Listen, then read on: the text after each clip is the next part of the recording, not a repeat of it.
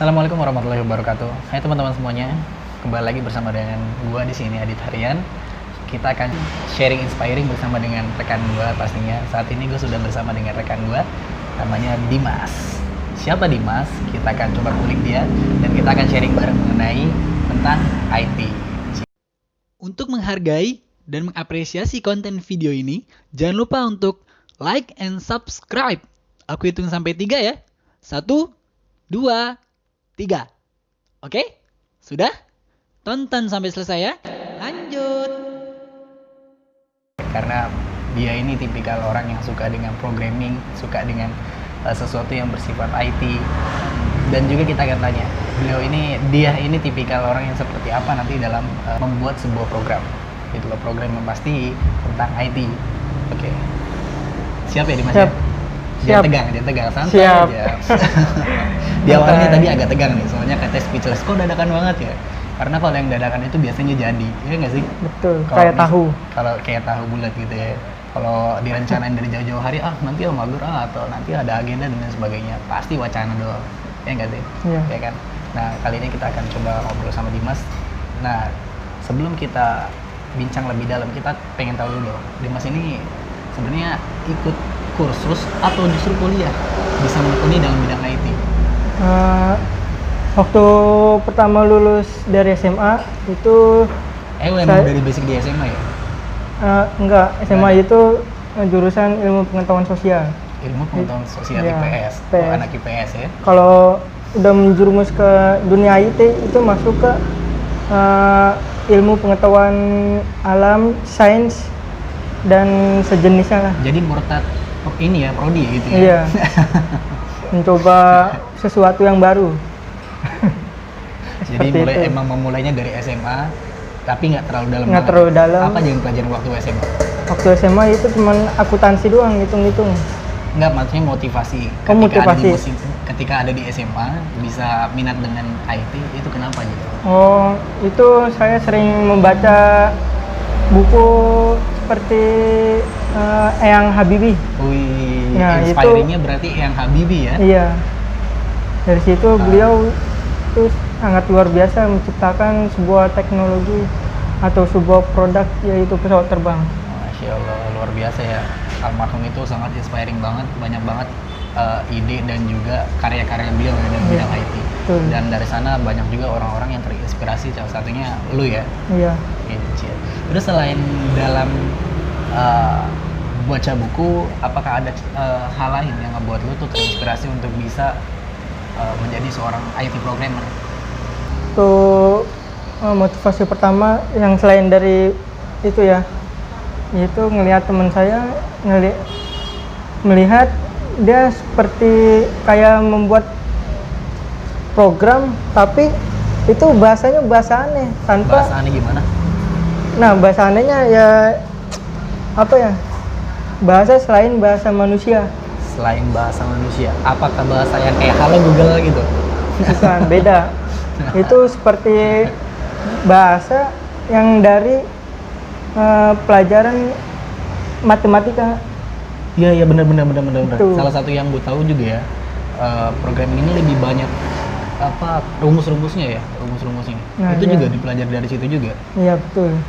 Nah, itu kalau masalah orang bikin jaringan nih, misalnya jaringan network, Iya. jaringan internet. Jaringan internet tuh nggak sembarangan ngebikin gitu. Jadi harus ada hitung-hitungannya dulu, seperti teorema Pascal dan matematika distrik. Itu lu hafalin juga kok rumusnya? Atau Enggak. hanya sekedar tahu aja? Sekedar tahu, tapi nggak dihafalin. Itu perlu banyak latihan untuk bisa kayak gitu. Dan perlu banyak latihan juga ya untuk Iya, bisa betul. menghafal rumusnya ya. Itu Betul. nggak semudah ketika kita hanya sekedar membalikkan telapak tangan. Betul. Gitu ya. IT itu emang ribet banget, banyak rumusnya, banyak seribet hal yang harus dipelajari. Jadi nggak bisa otodidak dong? Sebenarnya bisa sih, Bisa. kalau ada kemauan. Masa? Iya. Bukannya harus kursusnya, karena kan bidang IT ini beda dengan kita belajar seperti desain. Mungkin kalau desain kita bisa belajar tutorial di YouTube gitu. Iya. Kalau IT ini kan emang harus secara tutor langsung. Artinya harus ada interaksi secara langsung belajarnya. Kalau IT itu nih fokus di satu bidang, misalkan programming. Programming banyak berbagai macam bahasa programming. Yang pertama Java, yang kedua C++, yang ketiga C#, yang keempat itu Python, yang kelima PHP, dan masih banyak lagi. Dan itu harus dipelajari dan harus diketahui ya, Iya, sama betul. orang-orang IT programming itu sendiri. Iya. Dan Harus. apa? Selain itu apa lagi yang harus dipelajari secara basic untuk menjadi seorang programmer? Ya buat menjadi seorang basic itu Apa gitu? Mungkin ada di antara kawan-kawan kita yang nantinya termotivasi untuk bisa menjadi seorang IT programming. Ngelihatnya aja puyeng nih, ya kan? Iya. Rumus, ya kan? Harus Basic. nge-coding. basicnya itu pertama kalian harus tahu struktur algoritma dan struktur data. Algoritma, struktur data, Iya. itu yang harus dipelajari dulu. Iya, betul. Dan- Dan kadangkala itu data, misalkan data udah banyak. Nah, udah banyak kita mau mengolah suatu data untuk ditampilkan ke user. Dan itu bagaimana? Misalkan data kita ambil dari Excel. Iya. Dari Excel kita analisa, kita buat struktur datanya kayak apa, database-nya semua. Habis itu bagaimana data itu dikelola dengan cepat dan efisien secara dipakai user. Itu dasar ya, itu dasar loh. Iya. Itu rumit. Itu Struktur. dasar tapi masih rumit. Iya, masih Iya. rumit. Berarti harus ada interaksi dong tetap dalam mempelajari IT ini. Nggak bisa otodidak. Atau masih bisa? Masih bisa. Masih bisa secara otodidak. Itu di YouTube udah banyak tuh Udah yang banyak. kawan-kawan programming yang udah ngebuat. Apalagi belum ketemu errornya 3 programming. Wah, itu Itu 7 yang- hari 7 malam. Udah kayak Biasanya bertapa. berapa lama dalam ngebuat project? Berapa lama biasa ya? Biasanya ya sekitar, kalau projectnya itu datanya nggak kompleks, itu sekitar 4 bulan, 3 bulan itu bisa. Termasuk lama atau enggak gitu? Masuk cepet sih. Termasuk cepet? Iya, 4 bulan, 3, Iya. 4 sampai 3 5 bulan. 3 bulan sampai 4 bulan itu Iya. sendiri. Itu termasuk cepat. Dan kalau dalam mengerjakan project, lu sendiri nih ya, butuh tim atau biasa sendiri?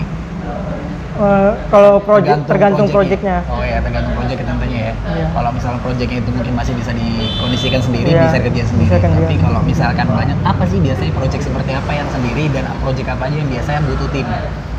Itu tim. Banyak sih project. Misalkan kayak project, aduh gimana ya? Project bikin GPS dah, bikin GPS. Program GPS. Nah, GPS. Jadi program GPS itu memerlukan suatu alat. Nah, alatnya itu diketahui dengan orang teknik mesin. Teknik mesin. Nah, teknik mesin itu sekarang udah banyak cabangnya, ada otomasi, ada Internet of Things, itu IoT. Nah, sekarang lagi IoT. digembor-gemborin di Indonesia untuk mewujudkan 4.0 Yap. Dan lu juga coba untuk mengembangkan itu ya. yang mengembangkan Wah, itu. keren banget ini ya pastinya. Kalaupun ada orang yang bisa mengembangkan teknologi secara masif, pasti banyak startup baru ya. Iya, Dan lu benar. sendiri track record pernah nggarap project apa yang udah happening, yang udah high class gitu loh ya, mungkin udah pernah lu garap. Oh, waktu pengalaman saya itu di satu perusahaan, ya itu nggak lama sih. Wis, 3 gila, bulan doang. gila, perusahaan. Itu Boleh di sebut? perusahaan Digital Instinct Technology. Nah, itu menggarap proyek IoT tentang taksimeter. Itu taksimeter tentang apa? Ya, alat itu, alat kayak taksi. Oh, taksimeter. Iya, taksi. Jadi kayak apa? Argo. Iya, argo. Oh, lu gitu juga? Ya, Lu garap project itu juga? ya. Nah, jadi dari argo itu diolah datanya ke server, server langsung mengolah data, memunculkan ke suatu informasi ke website atau aplikasi. Oh, jadi dari data mentah ke data jadi gitu. Iya. Wah, itu ribet banget ya. Nah, data mentahnya itu belum bisa kebaca sama manusia. Itu masih bentuk angka 1 sampai 100 Oh, gitu. rumit ya jadi datanya ya, benar-benar rumit. Dan itu bisa dikondisikan dengan lu dan tim di sana. Iya. Mas, dengan sekelumit tadi project yang udah dilakoni gitu loh sebagai program IT, Kita juga pengen tahu dong pastinya berapa sih angka fee yang didapat oleh seorang IT programming. Nah, bermacam-macam. Argo itu diolah datanya ke server, server langsung mengolah data, memunculkan ke suatu informasi ke website atau aplikasi. 8 juta sekali 5 sampai 8 juta per satu project. Per satu project. Bisa kalau projectnya itu tergantung klien. Klien mau nyampe 3 bulan, 5 bulan, ada yang nyampe setahun. Ada dari mulai 3 bulan, 5 bulan sampai dengan setahun. Oh lumayan ya. Nah itu. Nah tergantung, balik lagi ke kitanya. Kalau kitanya maunya nyampe 4 bulan segini, oke. Tanda tangan MOU, udah jadi. Oh jadi tergantung juga ya bagaimana motivasi orang itu untuk bisa mengerjakannya. Kalau bisa cepat, dia bisa lebih cepat juga menyelesaikan proyeknya. Tergantung dari orangnya.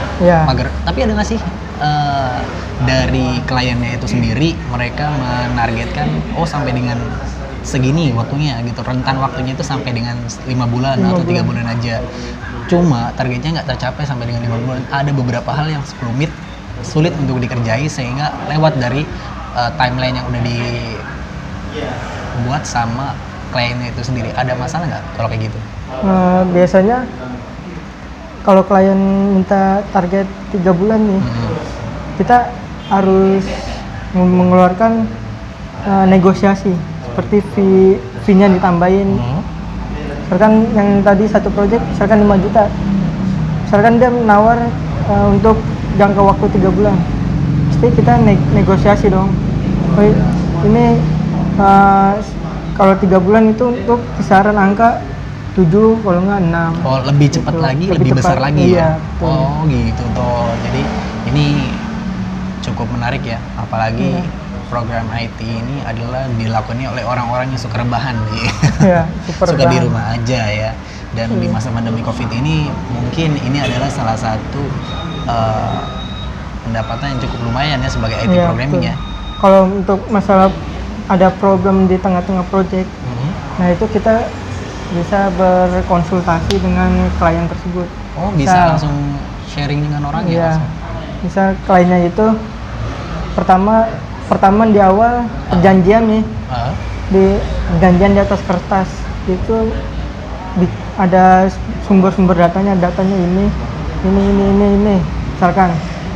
Ya terus kita udah bikin project, misalkan projectnya itu data pelanggan.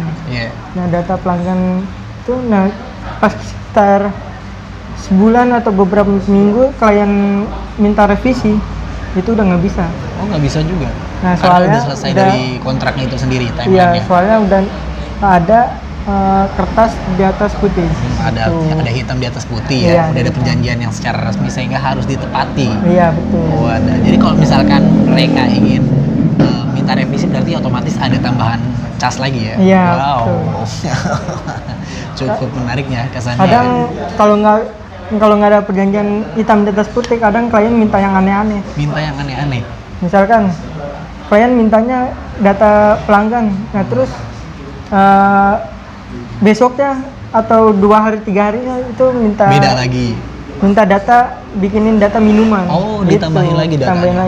Oh, jadi nah, per data itu beda lagi angkanya. Iya. Wow, jadi per data aja teman-teman itu bisa dapat fee lagi gitu loh. Iya. Itu keren banget kan, sebagai IT programming itu cukup basah ya. Cuman pusingnya luar biasa juga. Iya, pusingnya luar biasa. Under pressure-nya kuat. Ya. Namun hasilnya nggak menyia-nyiakan ya.